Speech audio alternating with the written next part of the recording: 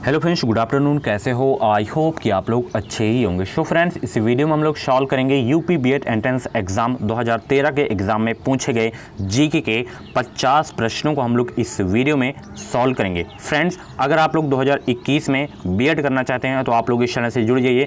Channel को subscribe करके बगल में बेल आइकन को ऑल पे प्रेस कर लीजिएगा। आपको इस चैनल के माध्यम से निश्चित ही मदद मिलेगी।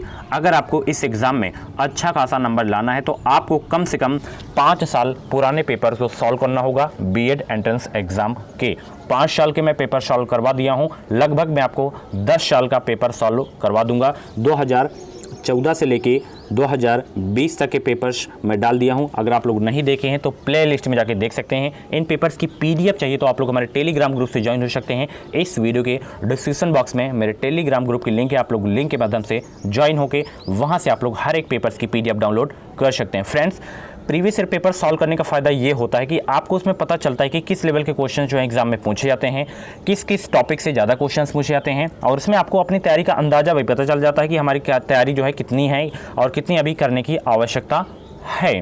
और सबसे बड़ा जो फ़ायदा होता है, जैसे आप लोग 2015 का पेपर या 2020 का पेपर सॉल्व कर रहे हैं तो उसमें से कुछ क्वेश्चंस जो हैं आपको 2021 के एग्ज़ाम में भी देखने को मिलेंगे। तो यानी कि क्वेश्चंस जो हैं रिपीट होते रहते हैं। तो चलिए स्टार्ट करते हैं। सबसे पहला क्वेश्चन, और काफ़ी सारे कमेंट्स आ रहे थे कि आप कला वर्ग का प्रैक्टिस सेट सॉल्व करवाते हैं। देखिए, इसमें कला वर्ग लिखा है, बट जीके तो सबके लिए कंपलसरी है ना, जीके रीजनिंग तो ये सबके लिए है, सभी वर्गों के लिए, ठीक है। सबसे पहला जो क्वेश्चन पूछा गया था 2013 के एग्ज़ाम में कि किस वंश का शासन सबसे अच्छा रहा था, तो देखिए मौर्य वंश का जो शासन था वो सबसे अच्छा था। ऑप्शन ए करेक्ट होगा इस क्वेश्चन का राइट आंसर। बहुत ही इंपॉर्टेंट क्वेश्चन है फ्रेंड्स, आपको पूरे 50 प्रश्नों को नोट कर लेना है पीडीएफ से देख के। पहले आप लोग पूरा वीडियो देखिए, इसमें आपको मैं बताऊंगा कि कौन कौन से जो क्वेश्चंस हैं वो अक्सर एग्ज़ाम में पूछे जाते रहते हैं। तो इसमें जो आंसर भी दिया गया है, तो आप लोग टेंशन मत लें। गुप्त वंश का संस्थापक कौन था? हिस्ट्री वाली क्लास देखे होंगे तो ये क्वेश्चंस 100% कर लेंगे। तो गुप्त वंश के जो संस्थापक थे वो थे श्री गुप्त। डिटेल में आप लोग यहाँ पे देख सकते हैं, पीडीएफ में आप लोग अच्छे से पढ़ लीजिएगा, ठीक है। अकबर का जन्म कहाँ हुआ था? तो अकबर का जन्म हुआ था अमरकोट में। ऑप्शन जो है ए करेक्ट होगा इस क्वेश्चन का राइट आंसर। ये सभी मैं करवा दिया हूँ हिस्ट्री वाली क्लास में, ठीक है। सिंचाई कर किसने लगाया था? तो सिंचाई कर लगाया गया था फिरोज शाह तुगलक के द्वारा। ऑप्शन जो है बी करेक्ट होगा इस क्वेश्चन का राइट आंसर। अगला प्रश्न, शाहजहां के बचपन का नाम क्या था? ये सारे के सारे क्वेश्चंस मैं हिस्ट्री वाली क्लास में करवा दिया हूँ।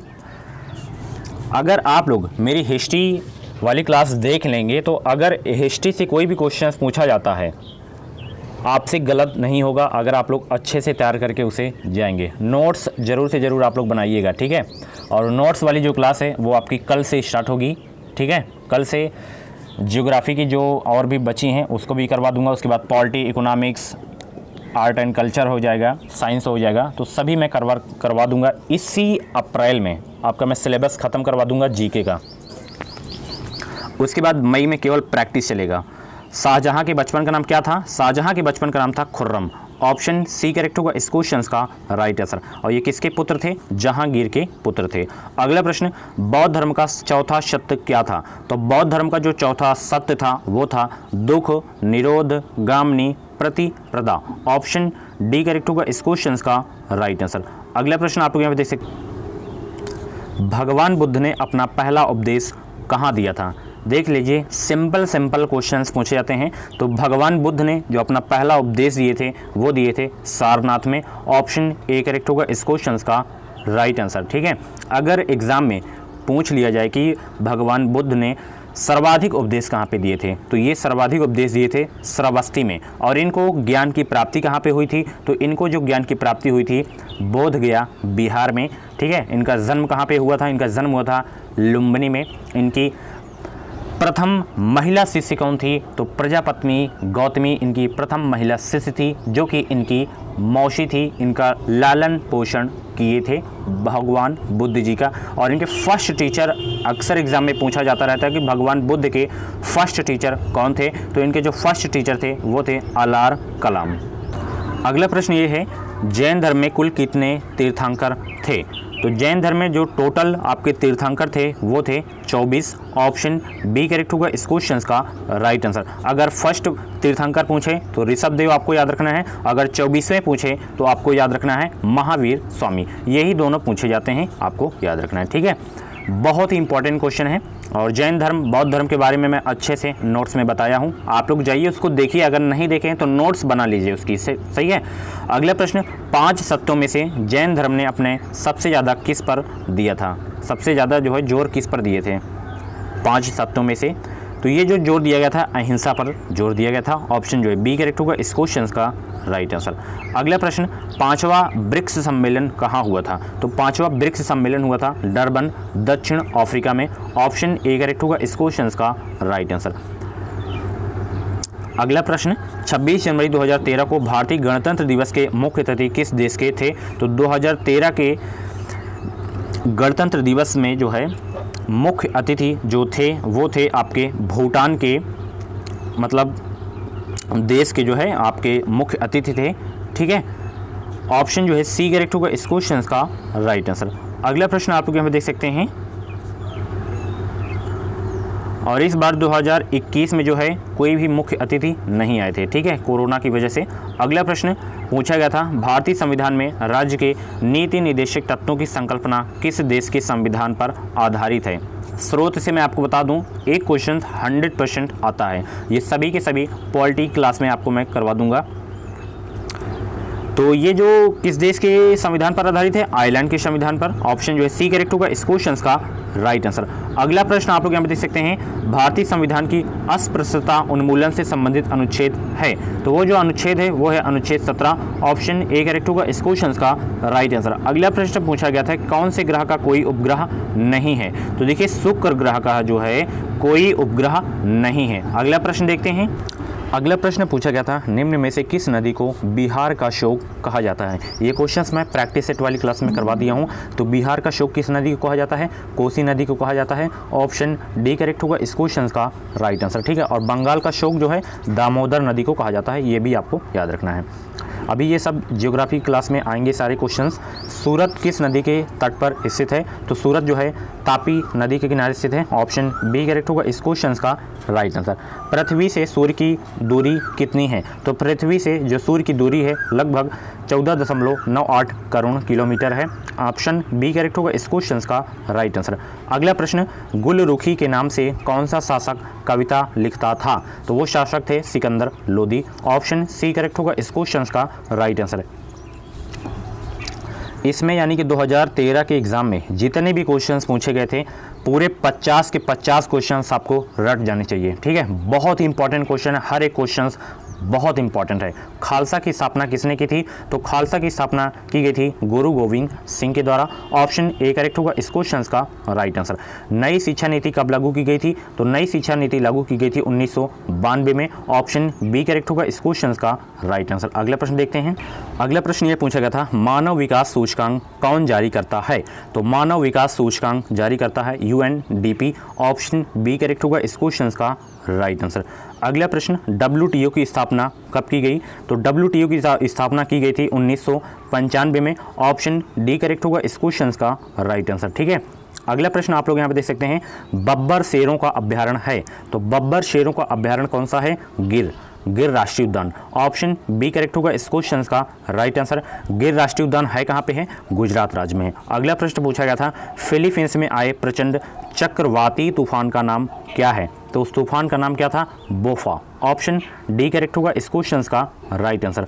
अगला प्रश्न पूछा गया था, भारत में पेट्रोलियम का सबसे बड़ा स्थान कौन सा है? तो भारत में जो सबसे बड़ा पेट्रोलियम का स्थान है वो है Mumbai high. Option D correct होगा इस क्वेश्चन का राइट आंसर। अगला प्रश्न, भ्रष्टाचार में सबसे ऊपर कौन सा देश है? हालांकि ये 2013-12 का क्वेश्चंस है, तो ये क्वेश्चंस आपको याद नहीं रखना है। तो उस समय जो था सोमालिया सबसे ऊपर था भ्रष्टाचार के मामले में।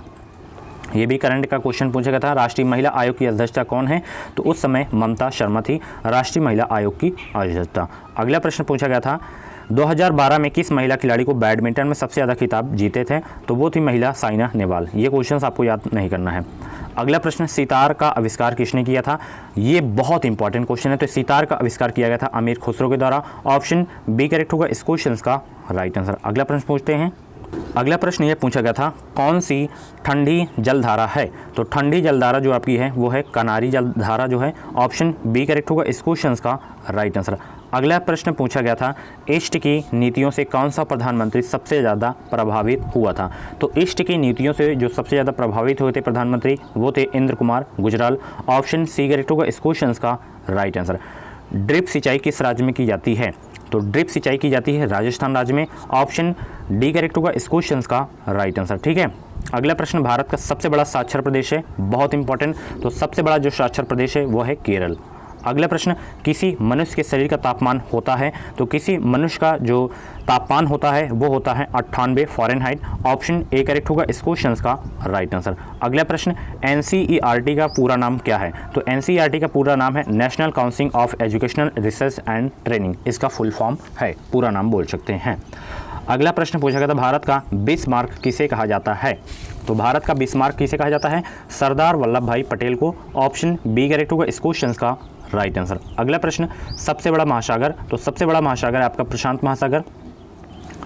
अगला प्रश्न, अंधेरा किसकी कृति है? अंधेरा है अखिलेश की कृति है। ऑप्शन ए करेक्ट होगा इस क्वेश्चन का राइट आंसर। अगला प्रश्न पूछा गया था, भारत में हरित क्रांति के पितामह कौन है? तो भारत में हरित क्रांति की जो पितामह हैं वो हैं M S. Swaminathan. Option A correct होगा इस क्वेश्चन का राइट आंसर। श्वेत क्रांति का पूछे थे डॉक्टर वर्गीज कुरियन, ये भी आपको याद रखना है। राष्ट्रीय खेल दिवस किस दिन मनाया जाता है? तो राष्ट्रीय खेल दिवस मनाया जाता है 29 अगस्त को, मेजर ध्यानचंद के जन्म दिवस पर, स्मृति पर मनाया जाता है, सॉरी। ठीक है। अगला प्रश्न, किताब उल हिंद के लेखक कौन थे? तो किताब उल हिंद के जो लेखक थे वो थे अल बरूनी। ऑप्शन सी करेक्ट होगा इस क्वेश्चन का राइट आंसर। अगला प्रश्न पूछा गया था, जावा मानव संबंधित है? तो जावा मानव जो संबंधित है वो संबंधित है मंगोलॉयड प्रजाति से। ऑप्शन बी करेक्ट होगा इस क्वेश्चन का राइट आंसर। अगला प्रश्न पूछा गया था, अनेकांतवाद किस धर्म से संबंधित है? तो अनेकांतवाद जो संबंधित है वो संबंधित है जैन धर्म से। ऑप्शन ए करेक्ट होगा इस क्वेश्चन का राइट आंसर। अगला प्रश्न पूछा गया था, अर्जुन पुरस्कार किससे संबंधित है? तो अर्जुन पुरस्कार किससे संबंधित है? खेल कूद से संबंधित है। ऑप्शन जो है बी करेक्ट होगा इस क्वेश्चन का राइट आंसर। अगला प्रश्न पूछा गया था, तारीख ए फिरोज शाही किसकी रचना है? तो ये रचना है जियाउद्दीन बर्नी की। ऑप्शन जो है ए करेक्ट होगा इस क्वेश्चन का राइट आंसर। अगला प्रश्न, लोधी वंश का अंतिम शासक कौन था? तो लोधी वंश के जो अंतिम शासक थे वो थे इब्राहिम लोधी। ठीक है। ऑप्शन सी करेक्ट होगा इस क्वेश्चन का राइट आंसर। अगला प्रश्न आप लोग यहाँ पे देख सकते हैं, दीन ए इलाही की स्थापना किसने की थी? तो दीन ए इलाही की स्थापना की थी अकबर ने। ऑप्शन डी करेक्ट होगा इस क्वेश्चन का राइट आंसर। अगला प्रश्न पूछा गया था, टीपू सुल्तान के पिता का नाम क्या था? तो टीपू सुल्तान के जो पिता का नाम था वो था हैदर अली।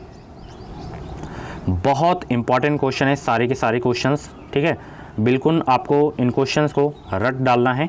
अगला प्रश्न पूछा गया था, धारा की इकाई क्या है? तो धारा की इकाई क्या है? एम्पियर। ऑप्शन बी करेक्ट होगा इस क्वेश्चन का राष्ट्र। ठीक है। ये रहा अगला प्रश्न जो कि इस वीडियो का लास्ट क्वेश्चन है, कंप्यूटर की मेमोरी मापी जाती है? तो कंप्यूटर की मेमोरी मापी जाती है MB में।